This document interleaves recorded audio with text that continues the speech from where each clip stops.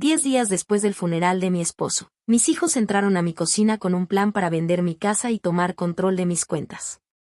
Dijeron que era por mi seguridad. Pero, en el fondo, yo sabía que se trataba de control. Sentí un peso oprimirme el pecho, el mismo que había sentido cuando me di cuenta de que me veían como una carga, no como su madre. Lo que ellos no sabían era que su padre me había dejado algo oculto durante 10 años. Y cuando lo abriera, todo en nuestra familia cambiaría. Era una mañana fría y húmeda en Portland cuando terminó el servicio y la gente comenzó a salir de la funeraria. Yo me quedé cerca del frente, aún sentada, mirando cómo se iba el último de los invitados. Mi hijo Evan fue el primero en regresar del estacionamiento, con su abrigo negro abotonado hasta arriba y la mandíbula tensa. Mi hija Ria lo siguió, sus tacones resonando suavemente sobre el mármol. No se sentaron a mi lado. Se quedaron lo suficientemente lejos como para dejar claro que estaban ahí por negocios, no por consuelo. Hemos estado hablando, comenzó Evan, con un tono medido pero la mirada fija en la mía. La casa es demasiado para ti ahora. Ria agregó que había investigado varias comunidades para adultos mayores con buena reputación. Sus palabras tenían el aire de alguien haciéndome un favor, pero su mirada hacia Evan me dijo que lo habían ensayado juntos. Crucé las manos sobre mi regazo, dejando que el silencio se estirara entre nosotros. Durante décadas dirigí un centro comunitario muy activo, organizando horarios, programas y presupuestos sin que nadie me tomara de la mano. Y ahí, de pie frente al ataúd de mi esposo, mis hijos hablaban como si ya hubiera perdido la capacidad de decidir dónde o cómo vivir. Arthur Kim, el abogado de la familia, se acercó con un sobre pequeño. Se inclinó y me dijo en voz baja que necesitaría reunirse conmigo más tarde en la semana para hablar sobre ciertos asuntos de la herencia. Su tono era profesional, pero en su expresión vi un destello, una señal de que había más de lo habitual por discutir. Guardé el sobre en el bolsillo de mi abrigo sin abrirlo. Cuando la sala quedó vacía, me acerqué al ataúd y apoyé la mano sobre el borde. El rostro de mi esposo estaba en paz, como si los años de enfermedad se hubieran desvanecido. Recordé al hombre que podía arreglar cualquier cosa, que siempre llevaba una tranquila seguridad en sí mismo. Compartimos un hogar por más de 40 años y, ahora que él se había ido, nuestros hijos estaban listos para desmantelarlo en nombre de la practicidad. Afuera, el cielo estaba bajo y gris. El camino de regreso fue silencioso, solo el zumbido de la calefacción y el ocasional clic de la direccional. Al entrar en la cochera, me detuve antes de bajar del auto, mirando la casa. Era una gran victoriana desgastada, cerca de la costa, de esas en las que cada ventana guarda un recuerdo. Pensé en las habitaciones impregnadas con el aroma de las cenas de domingo, en el porche delantero donde veíamos llegar las tormentas desde el mar. Para mis hijos, era solo una carga que debía quitarse de mis hombros. Para mí, era la última pieza de la vida que habíamos construido juntos. Dentro, colgué mi abrigo y dejé el sobre de Arthur sobre la mesa del pasillo por el momento. El aire se sentía distinto, demasiado quieto. En la cocina, las palabras de Van resonaban en mi mente, firmes y persuasivas, como si yo debiera entregarles las llaves sin más. La lista de comunidades para retirados de Ria presentaba con la eficiencia de quien habla con un cliente y no con su madre. Llené la tetera y la puse sobre la estufa. Mientras esperaba que el agua hirviera, me quedé de pie junto a la ventana, mirando la calle. Una pareja pasó caminando, tomados de la mano, hablando en voz baja. Pensé en lo rápido que una familia puede pasar de la unión a la negociación. Las líneas ya estaban trazadas antes de que yo tuviera tiempo de llorar mi pérdida. La tetera silbó con fuerza en la quietud de la habitación. Vertí el agua sobre una bolsa de té, observando el vapor elevarse, y dejé que el calor se extendiera por mis manos. Sabía que en el sobre de Arthur había más de lo que parecía, y también sabía que Evan y Ria volverían pronto para insistir en su propuesta. Por ahora, solo quería sentarme en mi propia cocina, beber mi té y recordarme que esta seguía siendo mi casa. Si alguna vez has sentido ese cambio, de ser cuidado a ser manejado, entenderás ese momento.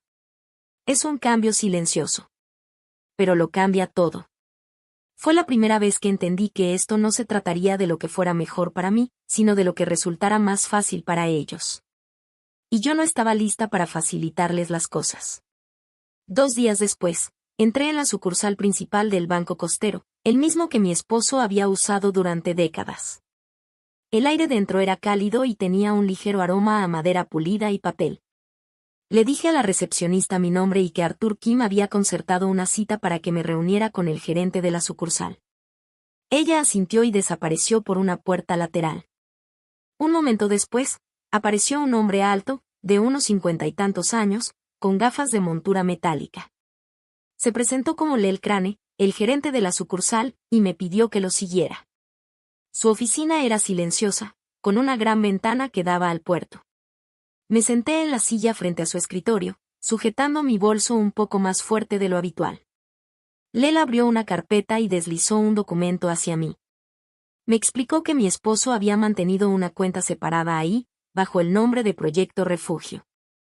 No estaba vinculada a ninguna de nuestras cuentas conjuntas y estaba estructurada de forma que requería un proceso específico antes de que cualquiera pudiera acceder a ella. Señaló el saldo impreso claramente en la hoja, 19,52,331,47. Por un momento, no me moví. Volví a repasar los números, segura de haberlos leído mal. Lel continuó explicando que la cuenta se había abierto hacía 10 años, con un depósito inicial de poco más de 4 millones, y que había crecido de forma constante gracias a inversiones en bonos municipales y fondos de ingresos. Mi esposo había hecho ajustes periódicos, siempre pensando en el crecimiento a largo plazo. De otra carpeta, Lel sacó un sobre dirigido a mí, con la letra de mi esposo. Dentro había una sola hoja de papel. Sus palabras eran breves, casi como un asunto de negocios, pero mientras leía, podía escuchar su voz. Si estás leyendo esto, es porque ya me he ido. Confío en que sabrás qué hacer con lo que he construido. Esto está destinado a algo bueno, algo duradero. Debajo de la carta había un conjunto de formularios de autorización. Lel me explicó que yo era la única beneficiaria, pero que existían condiciones claras sobre cómo podían moverse los fondos. Arthur Kim estaba designado como asesor legal para cualquier decisión. Lel ya había hablado con él y me dijo que pronto se pondría en contacto para darme más detalles. Mientras Lel hablaba, no dejaba de pensar en cómo mi esposo nunca me había mencionado esta cuenta. Habíamos vivido cómodamente, pero nunca con lujos. Tener esa cantidad de dinero guardada en secreto por una década significaba que había estado planeando algo sin que yo lo supiera.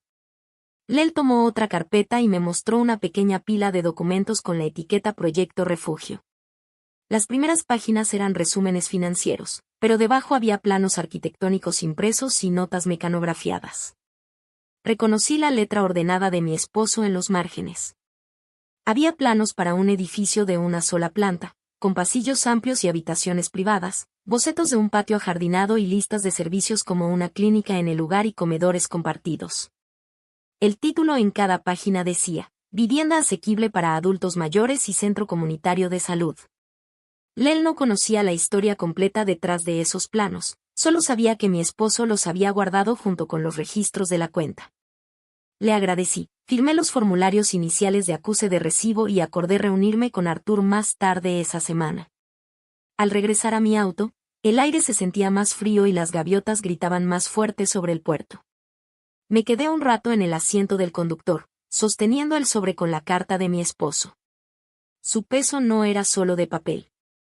Era el peso de saber que había una parte de su vida que había mantenido completamente en secreto, y que ahora estaba en mis manos, junto con una suma de dinero que podía cambiar mucho más que mi propia situación. Cuando estacioné frente a mi casa, no entré de inmediato. Permanecí en el auto, mirando la fachada y preguntándome qué dirían Evan y Ria si supieran. Con la forma en que me hablaron en el funeral, podía imaginar las discusiones. Querrían tomar el control para decidir cómo debía usarse o repartirse el dinero. Ya dentro, guardé el sobre y los documentos en el cajón superior de mi escritorio, los cerré con llave y me alejé un paso. Sabía que esto era solo el comienzo. Fuera cual fuera la intención de mi esposo, estaba claro que había confiado en mí para llevarla a cabo, y yo pensaba averiguar exactamente qué significaba eso. Esa misma tarde despejé la mesa del comedor y extendí sobre ella los planos que Lel me había mostrado. El papel aún conservaba un leve olor a la sala de archivo del banco, una mezcla de polvo y algo metálico. Bajo la luz de la lámpara, las líneas y medidas resaltaban nítidas y precisas. El primer conjunto estaba etiquetado como Centro Comunitario de Salud. Pasillos amplios, consultorios privados, un área de recepción con espacio suficiente para asientos que se sentían generosos, no apretados. En una esquina, una pequeña farmacia, al lado, una sala de descanso para el personal con su propia cocineta. En los márgenes, la letra de mi esposo indicaba iluminación natural para las habitaciones de pacientes, aislamiento acústico para privacidad y espacios para sesiones de consejería.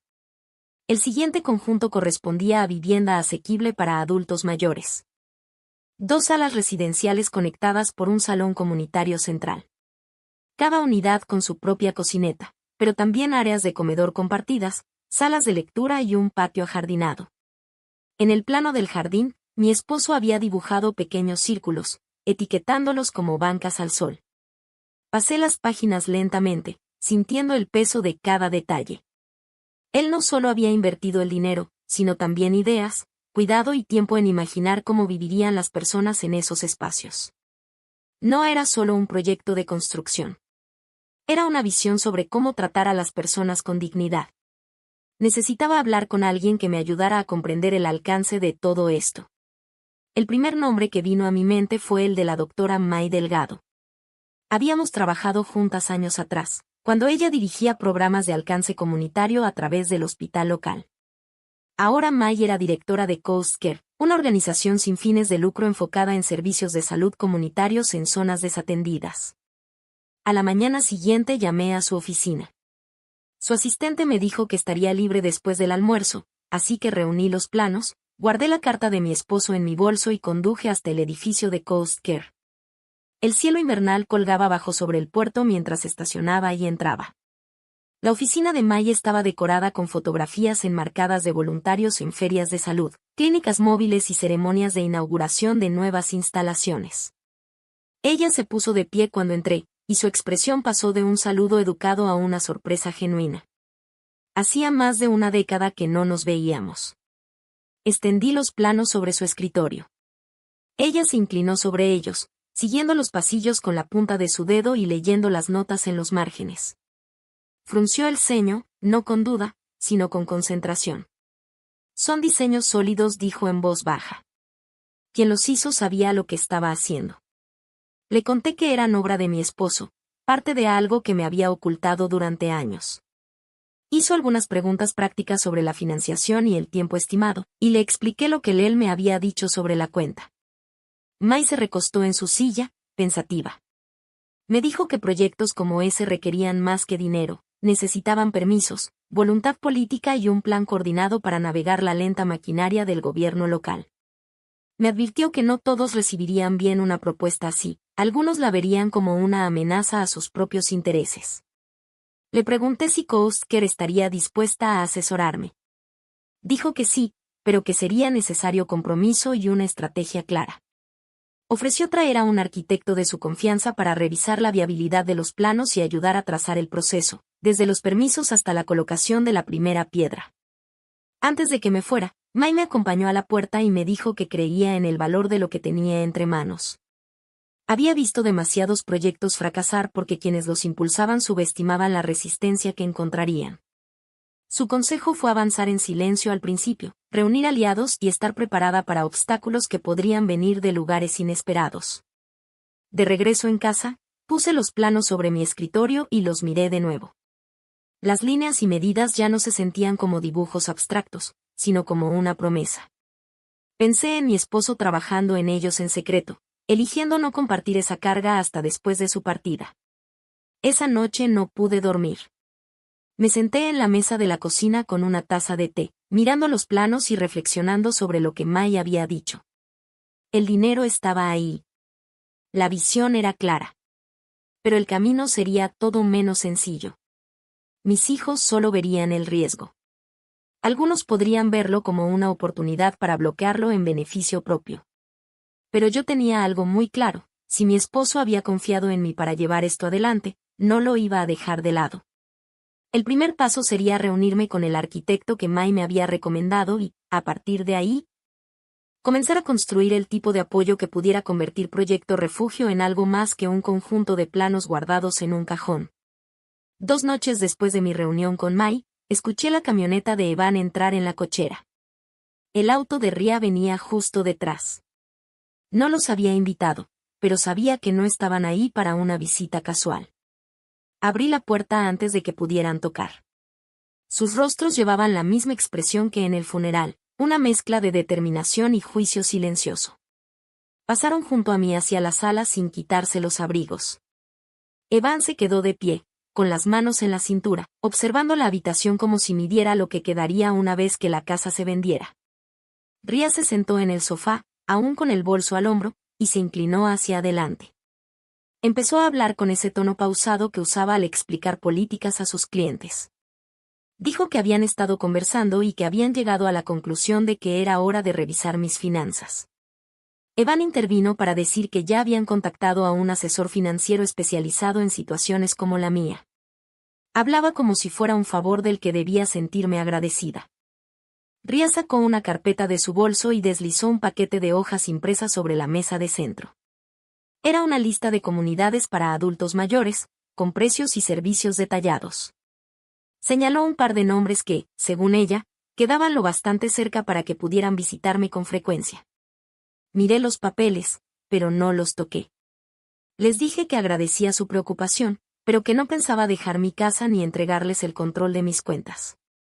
La expresión de Ria se tensó, sus labios formando una línea delgada.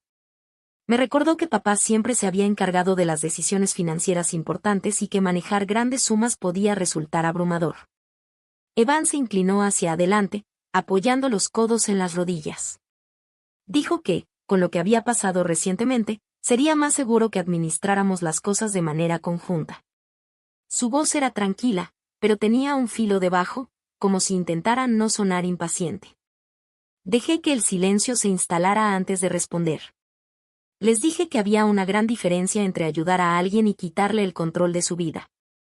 Les recordé que su padre había confiado en mí lo suficiente como para dejar ciertas responsabilidades en mis manos, y que pensaba honrar esa confianza. Evan se puso de pie y comenzó a caminar de un lado a otro sobre la alfombra. Dijo que no intentaba quitarme nada, pero que necesitaba asegurarse de que yo estuviera tomando las decisiones correctas. Ria añadió que, una vez que el dinero se gastara, no habría forma de recuperarlo. Les recordé a ambos que no conocían todo lo que su padre había planeado. Había cosas que él me había dejado específicamente para que yo las manejara, y no estaba dispuesta a entregarlas. Mi voz se mantuvo firme, aunque podía sentir cómo se aceleraba mi pulso. Ellos se miraron, compartiendo una de esas conversaciones silenciosas que solo los hermanos entienden. Evan dejó de caminar y dijo que lo único que querían era protegerme de cometer errores. Les respondí que entendía su miedo, pero que yo no temía tomar decisiones. Me preocupaba más lo que pasaría si dejaba que otros las tomaran por mí. La habitación parecía más pequeña mientras la conversación se apagaba. Ria recogió la carpeta y se puso de pie, diciendo que volverían a hablar del tema pronto. Las palabras finales de Evan fueron que esperaba que lo pensara con cuidado. Les contesté que ya lo había hecho. Cuando se fueron, permanecí en la sala un buen rato, escuchando cómo el sonido de sus autos se alejaba por la calle. El paquete con las opciones de comunidades para adultos mayores seguía intacto sobre la mesa de centro. No necesitaba abrirlo para saber que ese no era mi futuro. Más tarde, en mi estudio, abrí con llave el cajón del escritorio y saqué los planos. Pasé la mano por los bordes del papel, sintiendo la ligera textura bajo mis dedos. En la letra de mi esposo, junto al bloque del título, estaban escritas las palabras, para cuando realmente importe. Sabía exactamente lo que quería decir. La conversación con Evan y Ria había confirmado lo que sospechaba desde el funeral. Veían mi situación como algo que debía ser administrado, no respetado. Eso hacía mis próximos pasos aún más claros. Iba a seguir adelante con los planes y lo haría sin pedirles permiso. Arthur me llamó a la tarde siguiente y me preguntó si podía pasar por su oficina.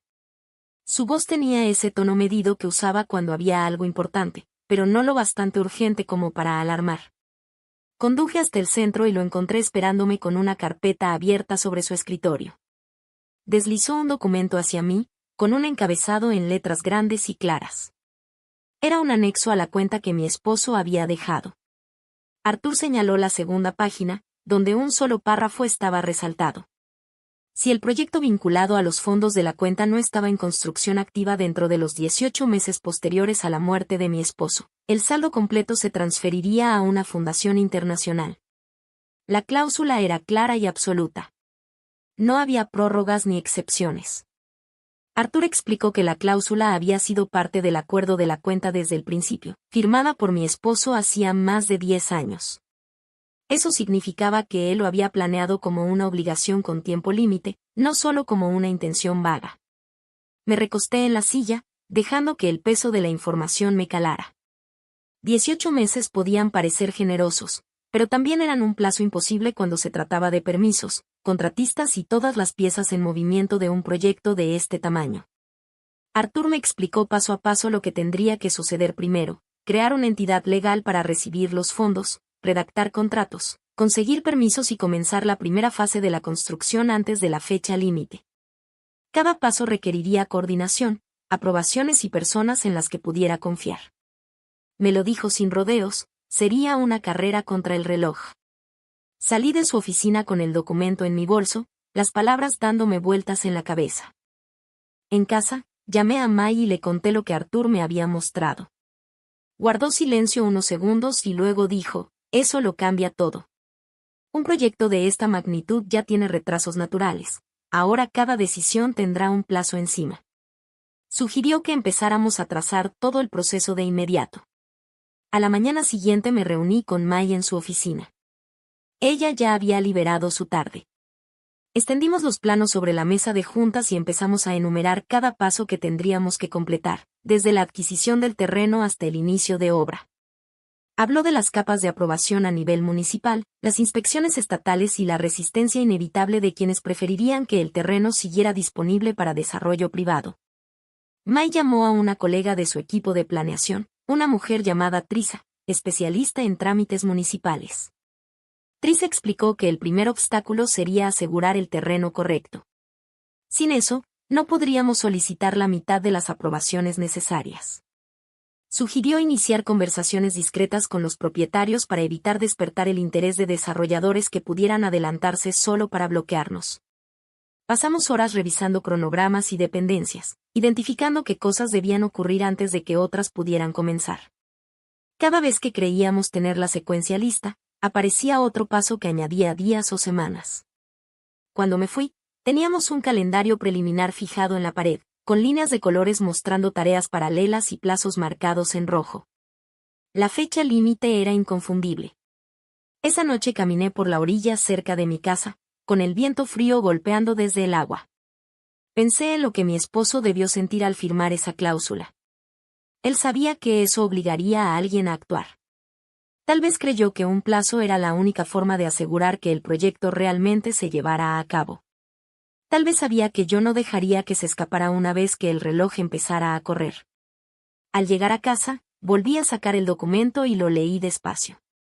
El lenguaje era legal e impersonal, pero casi podía escuchar su voz detrás de cada línea, diciéndome que esto importaba lo suficiente como para protegerlo de cualquier retraso o abandono. Lo doblé con cuidado y lo guardé de nuevo en la carpeta. A la mañana siguiente, May me llamó con una sugerencia para el primer terreno que debíamos investigar. Era un viejo muelle a unas cuantas millas del centro, cerca del transporte público y con suficiente espacio para construir tanto las viviendas como el centro de salud. El dueño actual llevaba años intentando venderlo sin éxito. May pensaba que podía ser ideal, aunque me advirtió que, una vez que se corriera la voz, la competencia sería feroz. Acepté ir a verlo esa misma semana. No había tiempo que perder. El reloj ya estaba corriendo, y cada día que pasaba era un día menos de los 18 meses que tenía. 2 días después, May y yo fuimos al antiguo muelle. El cielo estaba despejado, pero el aire era gélido, de ese frío que se mete hasta los huesos. La propiedad quedaba al final de un camino angosto, bordeado por viejos cobertizos para botes y pequeñas cabañas. Más allá de una oxidada cerca de malla, el terreno se abría en una amplia franja de grava y pavimento agrietado, con el puerto a un lado y un grupo de pinos retorcidos por el viento al otro. Era fácil entender lo que Mai quería decir. Los edificios del muelle habían desaparecido hacía tiempo, dejando un lienzo en blanco. La vista al puerto estaba despejada y la parada del autobús quedaba a solo una cuadra. Había suficiente espacio para las viviendas y el centro de salud, con lugar de sobra para jardines o senderos. Podía imaginar el patio de los planos de mi esposo encajando perfectamente ahí. Mai había coordinado para que el dueño nos recibiera. Era un hombre alto y delgado llamado Harold, con una gorra descolorida y guantes gruesos. Nos contó que llevaban más de 3 años intentando vender. Algunos desarrolladores habían mostrado interés, pero se echaban para atrás al darse cuenta de todo el trabajo que el terreno requería antes de poder construir. Harold estaba dispuesto a vender por menos de su precio inicial si el trato podía cerrarse rápido. Recorrí toda la propiedad junto a él, fijándome en la ligera pendiente hacia el agua y en la forma en que la luz caía por la tarde. Harold hablaba con una mezcla de orgullo y resignación, como si estuviera listo para dejarlo ir, pero quisiera que terminara en manos de alguien que hiciera algo valioso con el lugar. Mai hizo algunas preguntas prácticas sobre el uso de suelo y las evaluaciones ambientales previas. Harold había guardado los reportes y dijo que enviaría copias a su oficina. Al irnos, Mai ya estaba pensando en voz alta sobre el proceso de permisos. El terreno tenía zonificación de uso mixto, lo que significaba que podíamos combinar áreas residenciales y un centro de salud, pero cualquier cambio en la huella de construcción activaría una revisión completa del sitio. Eso podría abrir la puerta a retrasos si alguien quisiera frenarnos. 2 días después, Mai me llamó para decirme que había recibido los reportes ambientales. El sitio tenía un historial limpio, salvo por una contaminación menor en el suelo causada por antiguos tanques de combustible que habían sido retirados hace años. Nada fuera de lo común para una propiedad tan cerca del agua, aunque sí requeriría una inspección adicional antes de emitir los permisos. Fue entonces cuando mencionó un nombre que yo no había escuchado antes, Pierce Holiday, miembro del Consejo Municipal y presidente del Comité de Planeación y Zonificación. Mai dijo que Holiday era conocido por sus estrechos lazos con un desarrollador llamado Nolan Bixford, cuya empresa había intentado comprar propiedades frente al mar para proyectos de lujo. Si Holiday decidía que nuestro proyecto no le convenía, podía encontrar la forma de retrasar las aprobaciones. La advertencia de Mai se me quedó grabada. Empecé a leer sobre Holiday en el periódico local, notando cuántas veces su nombre aparecía en notas sobre nuevos desarrollos de lujo. El de Bixford también aparecía, casi siempre en la sección de negocios, con artículos sobre ventas récord y ambiciosas expansiones. La semana siguiente, la oficina de Mai recibió una solicitud oficial de documentación adicional sobre el terreno del muelle. La solicitud estaba firmada por el propio Holiday e incluía una lista de requisitos muy por encima de lo habitual, algunos de los cuales ya estaban cubiertos en los reportes de Harold. Trisa, del equipo de Mai, reconoció la táctica de inmediato. Era una manera de frenar el proceso sin rechazar abiertamente la solicitud. Mai sugirió que nos reuniéramos directamente con Holiday para presentarle el proyecto y medir su reacción. Ella coordinó un horario durante las horas abiertas de atención en el ayuntamiento. Holiday nos recibió con una sonrisa ensayada que no llegaba a sus ojos. Echó un vistazo rápido a los planos, pero dedicó más tiempo a hacer preguntas vagas sobre el financiamiento a largo plazo y los costos operativos. Su tono era cortés, pero debajo se percibía una clara falta de interés. Al salir, Mai dijo estar segura de que Holiday no tenía intención alguna de ayudarnos a avanzar con rapidez. El reto sería lograr suficiente apoyo público para que frenar el proyecto resultara impopular. También me recordó que, una vez firmado el acuerdo de compra de la Marina, al menos podríamos presentar la primera ronda de solicitudes de permisos y poner en marcha el reloj de sus plazos. Esa misma tarde llamé a Harold y le dije que quería seguir adelante con la compra. Acordamos un precio que dejaba suficiente presupuesto para el trabajo inicial en el terreno y algunos ajustes de diseño. Sonaba aliviado y dijo que tendría los papeles listos para el final de la semana. Al colgar, sentí que habíamos dado el primer paso real. El terreno ya no era solo una posibilidad, iba a ser nuestro, y con él comenzaba todo lo que mi esposo había imaginado. El camino por delante ya se veía irregular, pero quedarse quieta ya no era una opción. El acuerdo de compra del terreno de la Marina se firmó un jueves por la mañana. Por la tarde, May y Trisa ya trabajaban en la primera ronda de solicitudes de permisos.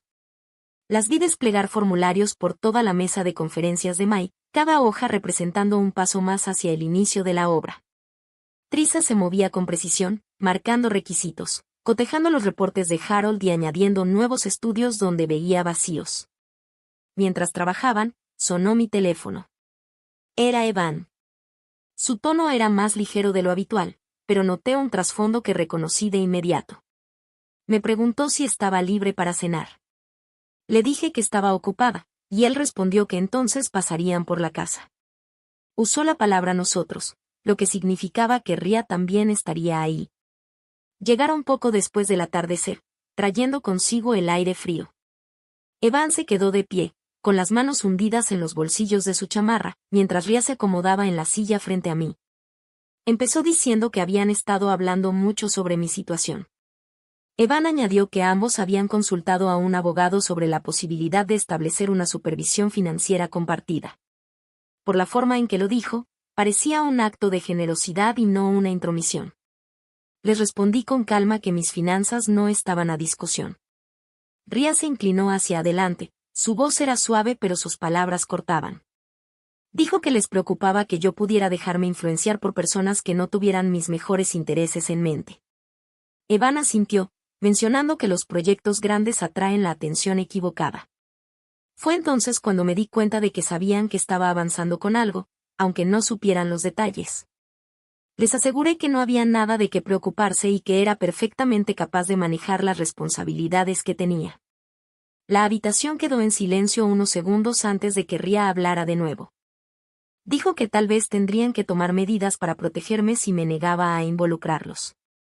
Cuando se fueron, el aire en la casa se sintió más denso. Fui a mi estudio y cerré la puerta con llave. Sobre el escritorio, los planos seguían extendidos, sujetos por una pila de carpetas. Recorrí con el dedo el contorno del edificio principal, recordándome la razón por la que estaba haciendo todo esto. Mi esposo me había confiado más que dinero, me había confiado la defensa de su visión. A la mañana siguiente, May llamó con noticias. La oficina de Holiday había enviado otra solicitud de documentos adicionales, la mayoría ya incluidos en la entrega original. Trisa sospechaba que era otro intento de retraso.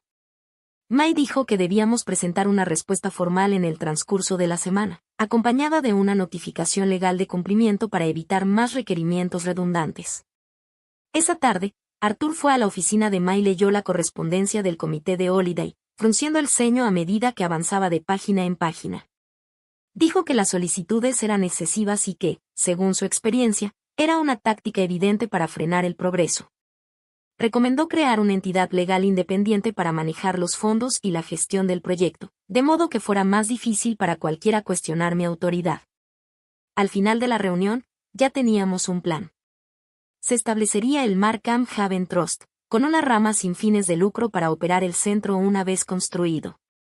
La estructura del fideicomiso haría que las finanzas fueran transparentes y protegidas, una respuesta directa a cualquier acusación de que yo estaba actuando de manera imprudente. Arthur se encargaría de las gestiones legales. May coordinaría el marco operativo y Trisa seguiría impulsando los permisos.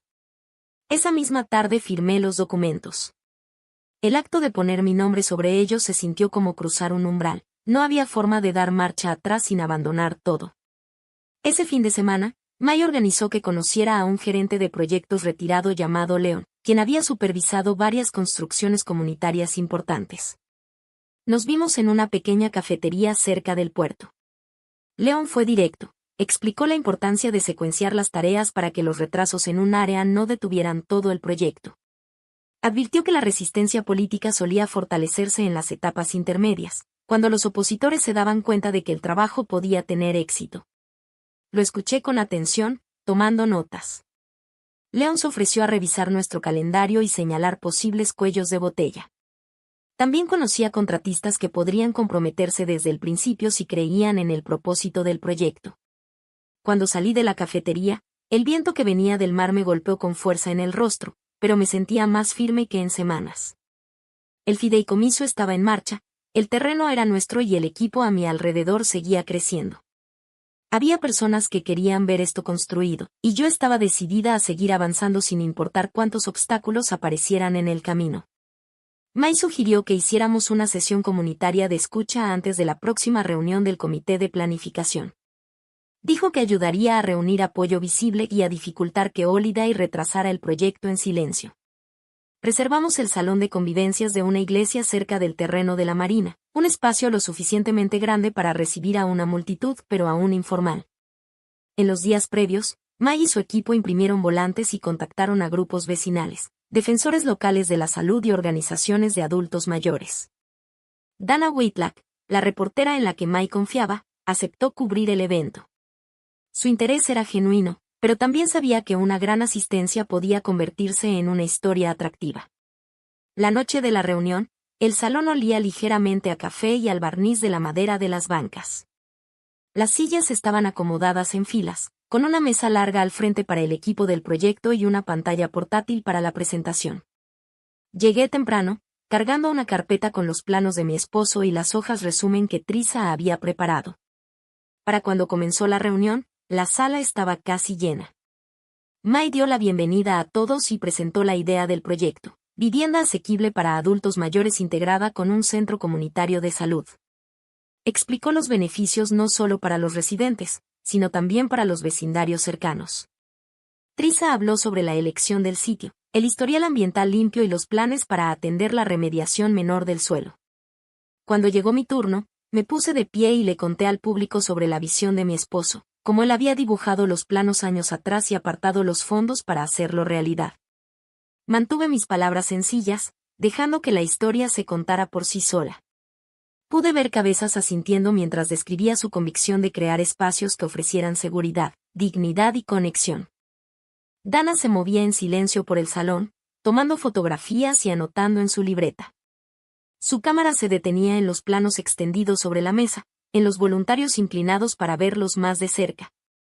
En el pequeño grupo de adultos mayores del vecindario que preguntaban sobre los plazos para las solicitudes. Después de la parte formal de la reunión, la gente se agrupó en pequeños círculos. Algunos se acercaron a hablar conmigo, otros con Mai y Trisa. Una enfermera jubilada se ofreció como voluntaria para trabajar en el centro de salud cuando abriera. Un carpintero local dijo conocer a obreros que podrían estar dispuestos a donar parte de su trabajo para la construcción. Sus ofrecimientos eran genuinos, y cada uno se sentía como un ladrillo más en los cimientos que estábamos levantando. A la mañana siguiente, el artículo de Dana apareció en línea. Incluía una foto del terreno en la marina, iluminado por la luz de la tarde, y otra de mí sosteniendo los planos. El titular presentaba el proyecto como un esfuerzo comunitario que ya ganaba impulso. Al mediodía, el artículo había sido compartido decenas de veces en las páginas locales de redes sociales. 2 días después, apareció una publicación anónima en un foro vecinal que afirmaba que el proyecto era poco realista y sugería que los fondos podían ser mal administrados. No ofrecía pruebas, solo especulación. Mai me lo reenvió con un mensaje breve: así es como empiezan. Sospechaba que el post buscaba sembrar dudas antes de la próxima reunión del comité de planificación. Esa misma noche, al cerrar la puerta de entrada, noté un sobresencillo en el tapete. Dentro había una sola hoja con un mensaje mecanografiado que me decía que abandonara el proyecto antes de cometer un error costoso. No había firma ni dirección de remitente. Lo dejé sobre la barra de la cocina y me quedé mirándolo un buen rato antes de deslizarlo dentro de un cajón. Mai y Arthur coincidieron en que la carta era una táctica de intimidación. Arthur aconsejó no responder directamente, pero guardarla como registro. Mai dijo que la mejor respuesta sería seguir avanzando de manera abierta, sin nada que ocultar.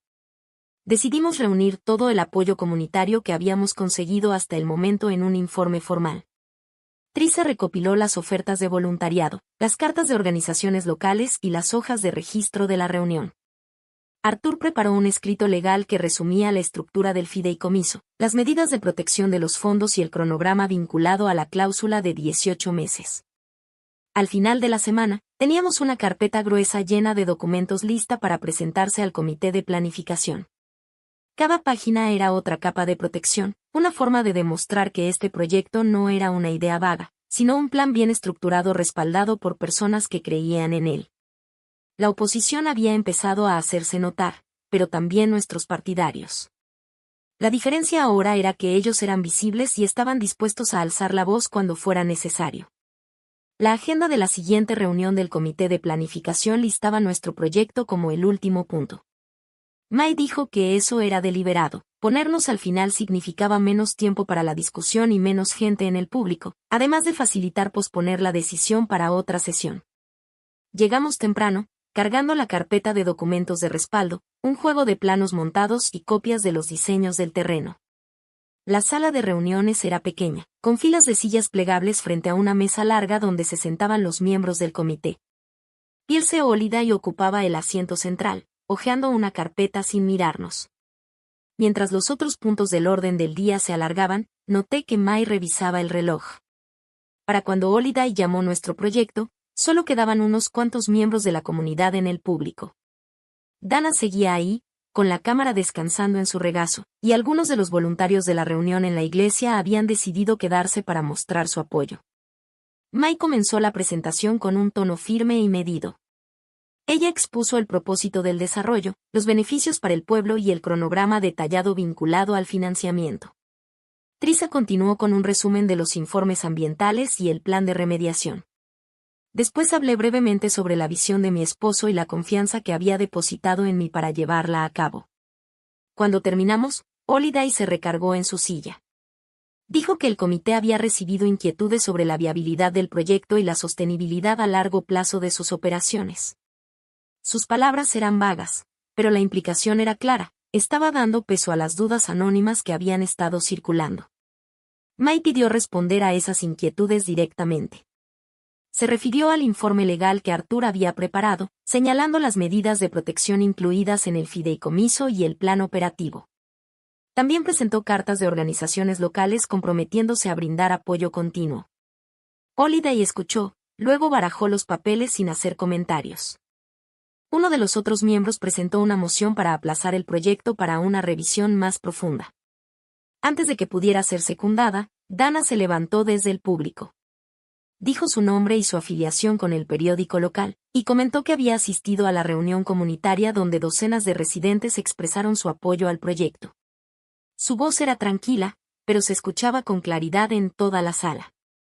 Pidió al comité que considerara que sus electores los estaban observando. La moción para aplazar fue retirada, pero Holiday llamó a un receso. Durante la pausa, May me dijo que este era el momento de exigir que se cumplieran las reglas. Arthur había entrado discretamente a la sala y estaba de pie al fondo. Cuando el comité se volvió a reunir, Arthur solicitó dirigirse a ellos como abogado representante del proyecto. Citó las propias normas de procedimiento del pueblo, que establecían que las solicitudes que cumplieran con todos los criterios documentados debían avanzar a la etapa de revisión, y no retrasarse sin causa justificada. Les recordó que los plazos para dar respuesta eran exigibles bajo la ley estatal, y que si el comité no actuaba dentro del tiempo estipulado, la solicitud podría considerarse aprobada por defecto. La atmósfera en la sala cambió. La expresión de Holiday se endureció, pero sabía que Arthur tenía razón. Tras un breve intercambio entre los miembros, se convocó una votación para avanzar el proyecto a la siguiente etapa de revisión. La moción fue aprobada, aunque sin el entusiasmo de Holiday. Mientras guardábamos nuestras cosas, Dana me miró y asintió levemente. Los voluntarios que se habían quedado se acercaron a darme la mano, su apoyo silencioso rompiendo la tensión de la noche. May me susurró que esta era solo la primera prueba, pero una muy importante. Afuera, el aire estaba frío y el estacionamiento casi vacío. Caminamos hacia nuestros autos en silencio, cada uno aferrándose a la certeza de que el proyecto había sobrevivido a otro intento de frenarlo. Los pasos que venían serían igual de difíciles, pero habíamos demostrado que podíamos mantenernos firmes en la sala donde se tomaban las decisiones. Al llegar a casa, coloqué de nuevo la carpeta de documentos sobre mi escritorio y puse los planos a un lado. Las líneas y medidas eran las mismas de semanas atrás, pero ahora llevaban el peso de una pequeña, aunque significativa, victoria. El reloj de los 18 meses seguía corriendo, pero por primera vez sentí que lo habíamos movido a nuestro favor. La semana siguiente comenzó tranquila, pero no duraría así. El lunes temprano por la mañana, Artur me llamó para decirme que Evan y Ria habían presentado una petición en el Tribunal de Sucesiones. Buscaban obtener una forma de tutela limitada sobre mis asuntos financieros, alegando preocupación por mi capacidad para manejar lo que ellos llamaban una herencia inusualmente grande y compleja. El tono de Artur era firme, pero el peso de sus palabras se asentó con fuerza en la habitación a mi alrededor. Para media tarde, ya tenía en sus manos una copia de la solicitud. En la petición aparecían ejemplos que, según ellos, demostraban falta de juicio. Nada de eso era cierto, pero quedaba claro que estaban dispuestos a usar la magnitud del proyecto como prueba en mi contra. Artur dijo que la primera audiencia se llevaría a cabo en un plazo de 2 semanas y que necesitábamos preparar un informe completo sobre la estructura del fideicomiso, las medidas de protección y cada paso dado hasta ese momento. A la mañana siguiente, me reuní con Mai en su oficina. Escuchó mientras le contaba lo que habían hecho mis hijos, con el ceño cada vez más fruncido. Luego comenzó a enumerar todo lo que podíamos presentar para contrarrestar la petición. Trisa se nos unió, trayendo el registro completo del proceso de solicitud, la correspondencia con el comité de planeación y los compromisos de voluntarios que habíamos documentado.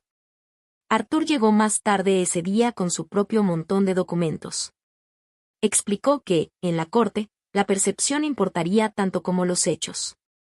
Necesitábamos demostrar que el proyecto no era una empresa personal imprudente, sino una iniciativa estructurada con supervisión profesional.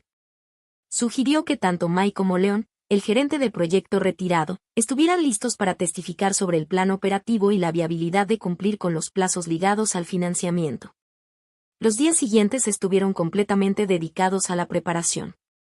Pasé horas en mi estudio revisando cronogramas, presupuestos y correspondencia, asegurándome de que cada detalle quedara claro en mi mente. Cuanto más revisaba los registros, más entendía cómo mi esposo había construido todo para que fuera posible y defendible, siempre que la persona a cargo no cediera. Cuando llegó el día de la audiencia, entré al juzgado con Artur a mi lado. Evan y Ria ya estaban sentados al frente con su abogado. No me miraron cuando tomé mi lugar en la mesa opuesta. El juez entró y el secretario leyó la petición para el acta. Su abogado comenzó describiendo la imagen de una viuda vulnerable siendo persuadida a embarcarse en un arriesgado proyecto de construcción a gran escala. Hizo repetidas referencias a mi edad y al tamaño de la herencia, insinuando que era imposible que comprendiera el alcance de lo que intentaba. Artur respondió repasando con calma la formación del fideicomiso, las cuentas en depósito y la supervisión de profesionales con licencia.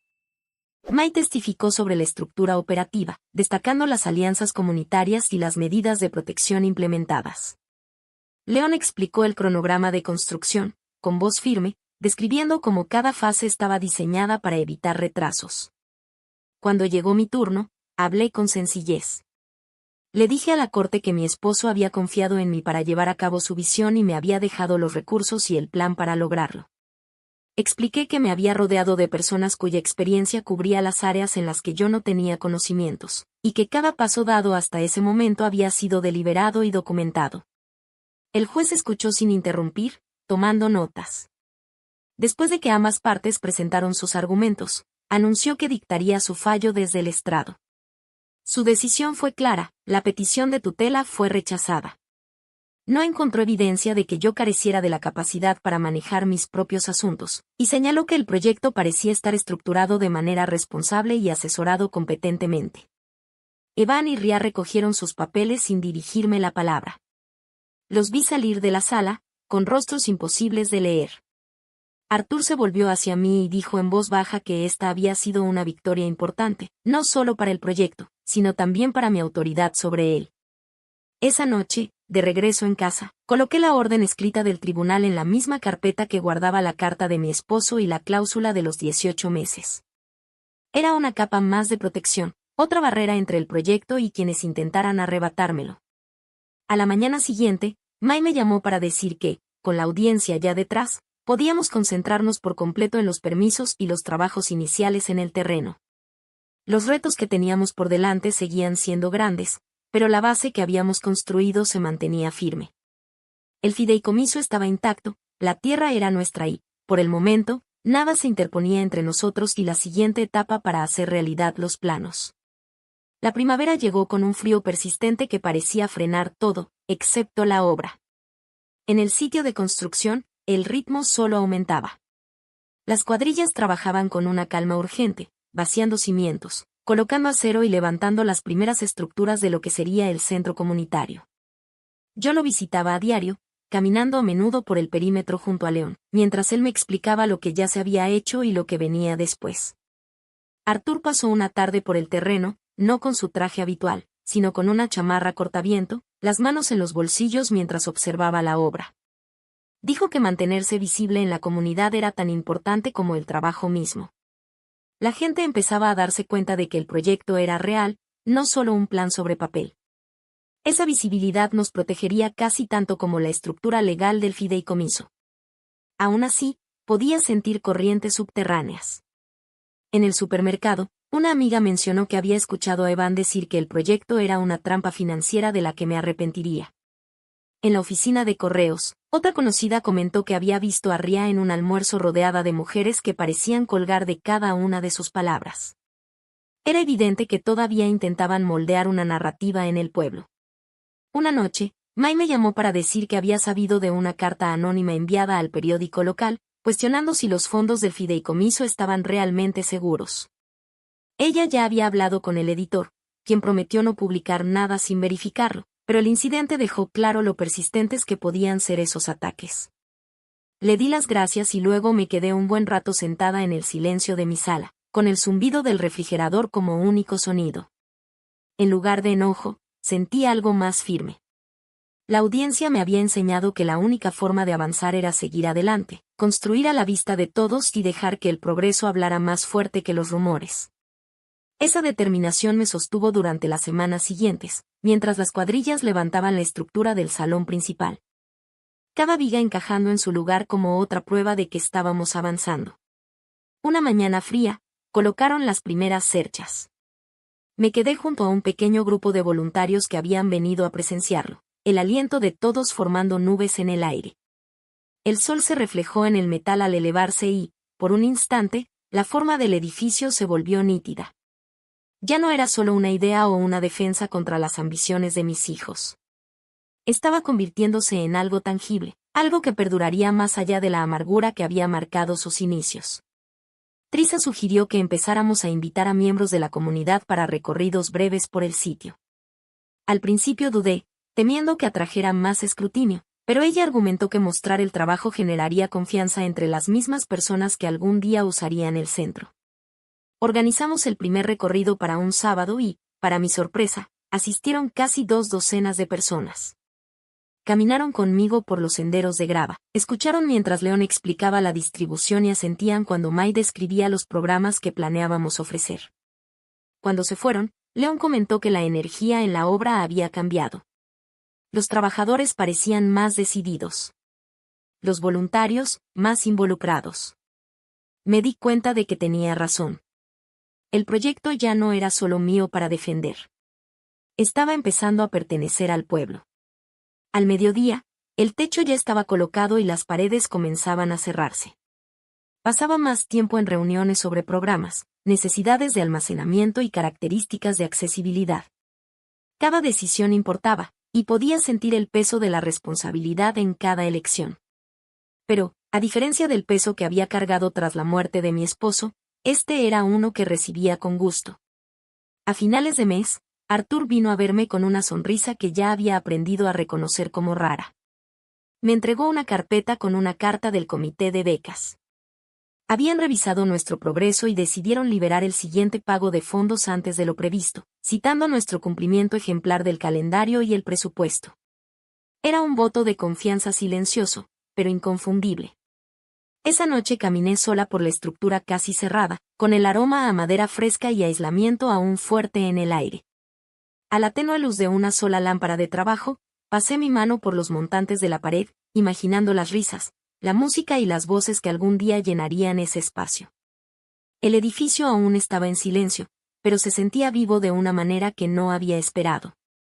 La siguiente etapa traería nuevos desafíos, pero por primera vez en mucho tiempo, sentía que el suelo bajo mis pies era firme. El centro estaba creciendo, y yo también. Para la primera semana de verano, el centro comunitario estaba terminado. La última capa de pintura había secado, los muebles estaban colocados y el aroma a madera nueva seguía flotando en el aire. En el día de la inauguración, el césped exterior se llenó de vecinos, familias y voluntarios que habían sido parte del camino. Al principio me quedé a un lado, observándolos recorrer el edificio, sus voces rebotando en el alto techo del salón principal. Arthur me encontró y, mirando hacia la multitud, dijo, este era el momento al que nos llevaron todos los trámites, todas las audiencias y todos los rumores susurrados. Por primera vez en años, no sentí ni una sombra del miedo que me había acompañado. Adentro, Mai guiaba a un grupo de mujeres del programa de apoyo a personas mayores. Avanzaban despacio por las habitaciones, tocando las paredes, comentando la luz y la vista desde las ventanas. Cuando me uní a ellas, una mujer me dijo que nunca había tenido un lugar así para ir. Su voz se quebró, y entendí que, al defender el legado oculto de mi esposo, también había creado algo más grande que mi propia historia. Más tarde, ese mismo día, di un breve discurso en el salón principal. Hablé sobre la importancia de construir algo que no pudiera ser arrebatado, no por contratos o cuentas bancarias, sino porque vivía en las personas que lo usarían. Agradecí a los voluntarios, a los donadores y a los amigos que permanecieron a mi lado cuando habría sido más fácil dar la espalda y marcharse. Evan y Ria no vinieron. No lo había esperado. Su ausencia ya no llevaba el mismo dolor de antes. Había hecho las paces con la realidad de que no todas las heridas sanan y no todas las relaciones pueden repararse. Al caer el sol, salí y vi a niños corriendo por el pasto, la música flotando desde el interior y la luz cálida brillando en cada ventana. Pensé en el ático cerrado con llave, en los estados de cuenta polvorientos y en los años de dudas silenciosas. Todo eso me había llevado a este lugar, a este momento. Sabía que el camino por delante aún tendría sus obstáculos, pero el centro era prueba de que podía proteger lo que realmente importaba. Era más que un edificio, era una declaración de que yo tenía el derecho de decidir la forma de mi propia vida. Cuando los últimos invitados se fueron, me quedé en la puerta un momento, dando una última mirada al salón antes de apagar las luces. Por primera vez en mucho tiempo, no sentí solo alivio, sino también un orgullo sereno. Había conservado mi dignidad y, al hacerlo, había construido algo que nadie podría quitarme.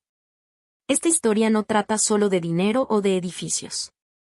Trata de encontrar el valor para proteger lo que aprecias, incluso cuando quienes están más cerca de ti intentan arrebatártelo. Creo que en la vida de cada persona llega un momento en el que debe mantenerse firme. No por venganza, sino por respeto a sí mismo.